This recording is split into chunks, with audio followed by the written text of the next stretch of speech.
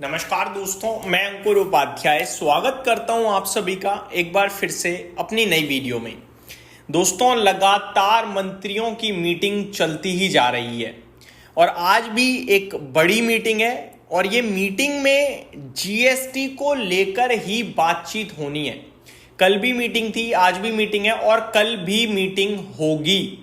लगातार मीटिंग चल रही है। लगातार ये जो यूएस ने किया है हमारे साथ, टैरिफ लगाया है जो, उसको ओवरकम करने के लिए हम काम कर रहे हैं। कभी कभार क्या होता है, आप रिलैक्स बैठे होते हो क्योंकि आपको सब नॉर्मल लगता है, लेकिन अचानक कोई दुविधा आती है ना, तो आप फिर उसको उस जो पहले आपका बिजनेस था ना, उससे भी बड़ा करने के लिए आप जब हाथ पैर मारते हो ना, तो आप और नेक्स्ट लेवल चले जाते हो। ऐसा ही कुछ हमारे देश में होता हुआ दिख रहा है। हमारे चाइना के साथ संबंध सुधर रहे हैं, रशिया हमारे और क्लोज आ रहा है और अच्छा फ्रेंड बन रहा है हमारा, जापान के साथ हमारी मुलाकात फिक्स हो रही है, यूक्रेनियन प्रेसिडेंट हमसे बात कर रहे हैं, ब्राज़ील के जो प्राइम मिनिस्टर हैं आई थिंक, वो हमारे सपोर्ट में दिख रहे हैं और प्रधानमंत्री मोदी जी जीएसटी का बड़ा तोहफा लेकर आ रहे हैं और इसको लेकर लगातार बातचीत चलती जा रही है। मैं आपको बताना चाहूंगा, दिल्ली में आज जीएसटी को लेकर एक ग्रुप ऑफ मिनिस्टर्स की बैठक है। 2 बजे से ये मीटिंग स्टार्ट होनी है। ये वीडियो आप तक 2 बजे या 2:10 तक ही पहुंच पाएगी। आज के दिन जो बैठक में चीजें होंगी वो मेनली, इनफैक्ट आज की मीटिंग में वित्त मंत्री भी होंगी, तो एफएम भी होने वाले हैं, तो ये एक अपने आप में बड़ा ट्रिगर होगा। क्लोजली वॉच किया जाएगा कि भाई साहब क्या हो सकता है, क्या करना चाहिए। आज की मीटिंग में ज्यादातर चीजें जो हैं इंश्योरेंस और कंपेंसेशन सेस पर चर्चा होगी, आप ऐसा कह सकते हैं। वित्त मंत्री भी बैठक में शामिल होंगी और वित्त मंत्री प्रस्तावित जीएसटी सुधारों पर पक्ष रखेंगी, ऐसा बताया जा रहा है। इसके साथ साथ आज बैंकों के Q1 रिव्यू की बैठक भी है। आज बैंकों के कैसे रहे क्वार्टरली नंबर्स और आगे कैसे हम कर सकते हैं चीज़ों को बेटर, इन सब के बारे में भी बातचीत होनी है आज के सेशन में। दोस्तों, इंश्योरेंस सेक्टर जो बड़े लंबे समय से डिमांड कर रहा है कि हम एक ज़रूरत है देश की।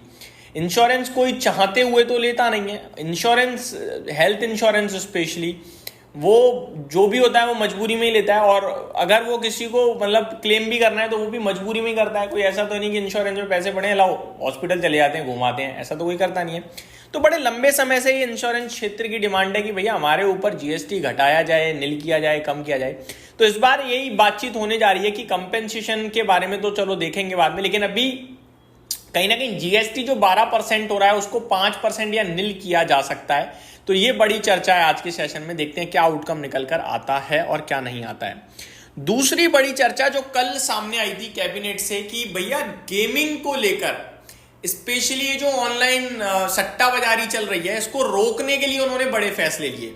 कल तो हमारे पास केवल एक ही चीज थी कि जितने भी सेलिब्रिटीज हैं अब इसको स्पॉन्सर नहीं कर सकते हैं या एडवर्टीजमेंट नहीं करेंगे, चाहे वो क्रिकेटर हो या वो स्टार हो या एक्ट्रेस हो, कोई भी। अब ये गेमिंग को लेकर, ये कैसीनोस को, बैटिंग ऐप, इनफैक्ट गेमिंग तो गलत शब्द बोल रहा हूं मैं, बैटिंग ऐप को प्रमोट नहीं करा जाएगा और इसके लिए ना मतलब चार्जेस, पेनल्टी लगेगी अगर आपने कर दिया ऐसा, तो साथ ही साथ सजा का प्रावधान भी है। ऐसा नहीं कि आपने गेमिंग ऐप को प्रमोट करने के लिए पैसा ले दिया, सरकार को दे दिया, बात करना ना, सजा भी मिलेगी भैया।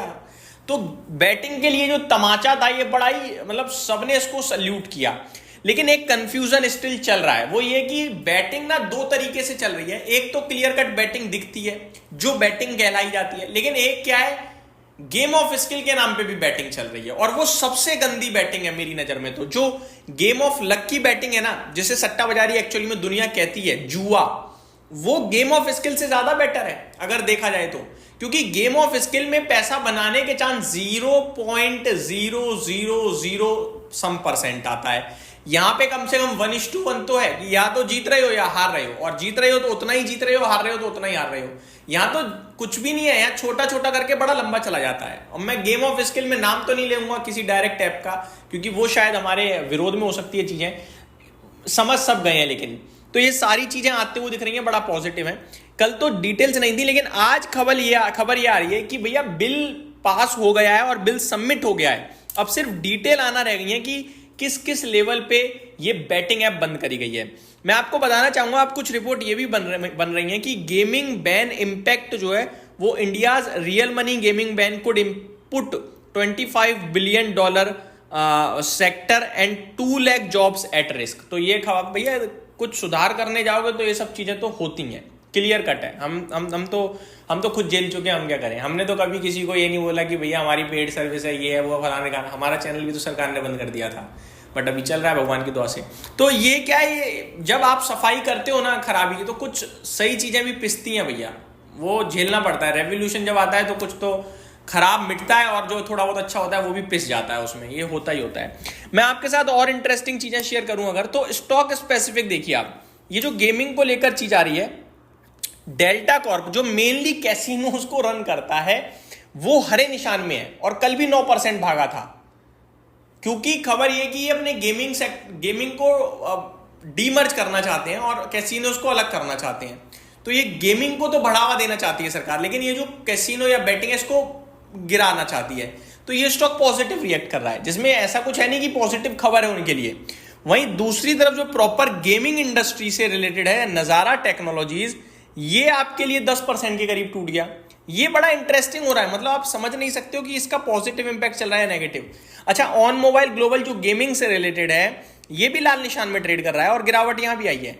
तो स्टॉक स्पेसिफिक एक्शन तो समझ में नहीं आ रहा है ये पॉजिटिव हो रहा है या नेगेटिव हो रहा है, लेकिन देश के हित में है यार ये बैटिंग बंद होनी चाहिए भैया। सट्टाबाजारी बहुत गंदा खेल मचा रखा है, स्पेशली ये आईपीएल के दौरान बहुत चलता है भाई साहब। दिमाग मतलब ऐसा नहीं है स्किल पिस्किल कुछ नहीं है इसमें, बस ये कि आप 2-4 घंटे वहां पे अपने दिमाग को फालतू में दौड़ाते रहते हो।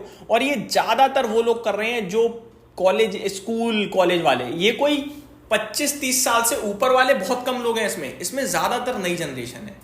ये सबसे बड़ी प्रॉब्लम का विषय है। तो सही है अगर ऐसा होता है तो, स्पेशली ये गेम ऑफ स्किल में मैं तो कहूंगा कि कुछ आना चाहिए। यही समाप्त करता हूं इस वीडियो को। Thank you so much for watching this video. Have a great day guys.